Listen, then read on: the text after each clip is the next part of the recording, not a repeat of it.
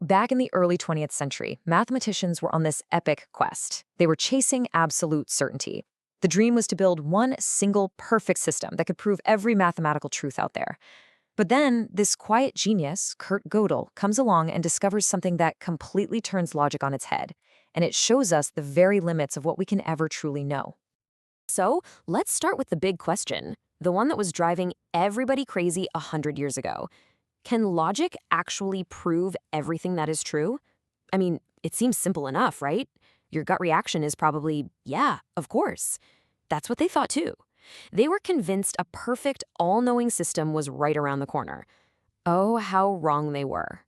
The ambition here was, well, it was staggering. They wanted to build a single, flawless, universal rulebook for all of mathematics. A system so perfect it could take any mathematical statement you could dream up and tell you definitively if it was true or false. Now, for this dream system to work, it had to have two absolutely unbreakable qualities. First up, consistency. This is just a fancy way of saying it can't contradict itself. It can't prove that 2 plus 2 is 4, and also that it's 5. That's basic. But the second one, completeness. Oh, that was the real holy grail. This meant the system would be powerful enough to prove every single true statement that existed within its language. No truth could escape it. Just think about what was on the line here.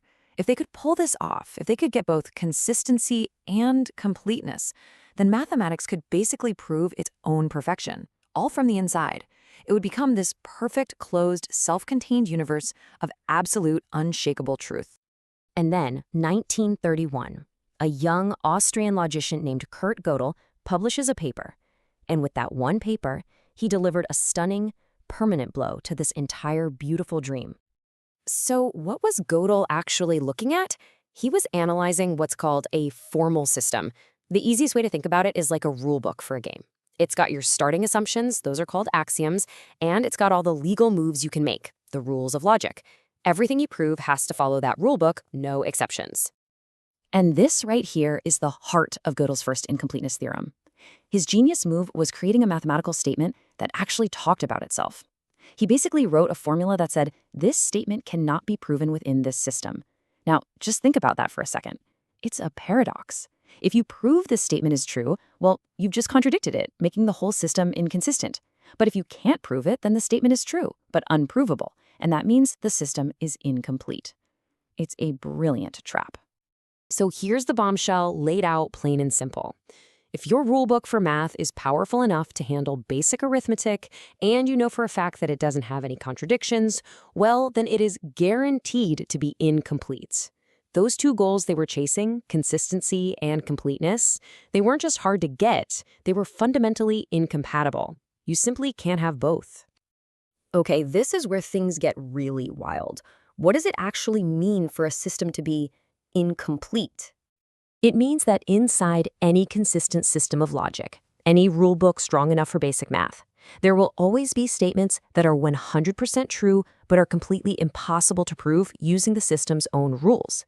And it's not like we just haven't found the proof yet. No, a proof within that system can never exist. I love this analogy. Picture the system as a fortress of logic. The proofs are the guards. Now, these guards can patrol every single inch inside the walls. They know everything that's going on in there. But Gödel proved that there will always be some truths that exist just beyond the walls. Forever, and I mean forever, out of their reach. But wait, there's more. Gödel wasn't done yet. His first theorem was about what a system can prove about the world. His second theorem, well, that was about what a system can prove about itself. So he posed the next obvious question. We know a system has to be consistent to be of any use. But can that system use its own rules to prove its own consistency? Can it kind of look in the mirror and say, yep, I'm totally free of contradictions? And Gödel's answer was a huge, resounding no. A system just can't pull itself up by its own bootstraps. To prove that it's sound, it has to rely on rules and assumptions from outside itself. It's kind of like how a ruler can't measure itself, right? You need another ruler. And that's the stark conclusion of Gödel's second incompleteness theorem. It just completely shattered that dream of a self-contained, self-justifying mathematical universe for good. So you might be thinking this is all just some nerdy niche slice of math history. But honestly, the echoes of Gödel's work are massive. They stretch into philosophy, computer science, and really our whole understanding of what knowledge even is.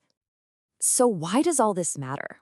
Well, it means that any system of reason, I don't care how powerful it is, has a blind spot when it tries to look at itself. That dream of a single perfect system that can prove its own validity, it's impossible. And this suggests that even in a field as strict as math, justification isn't totally absolute. It always depends on some starting assumptions, some leap of faith that lies outside the system itself. And that is the ultimate takeaway here. See, Gödel didn't break math. He just gave us a map of its territory. He showed us that there are fundamental, inescapable boundaries to what any single system of logic can ever prove. And that forces us to be a little more creative and a lot more humble in our search for knowledge. And that kind of leaves us with this final, really profound question. If the clear, crisp world of mathematics has these built-in limits, these unprovable truths and these blind spots, what on earth does that mean for all our other, much messier systems of knowledge? Things like law or economics or even our own personal beliefs. It's a pretty humbling thought, and it's one that completely changed how we understand logic itself.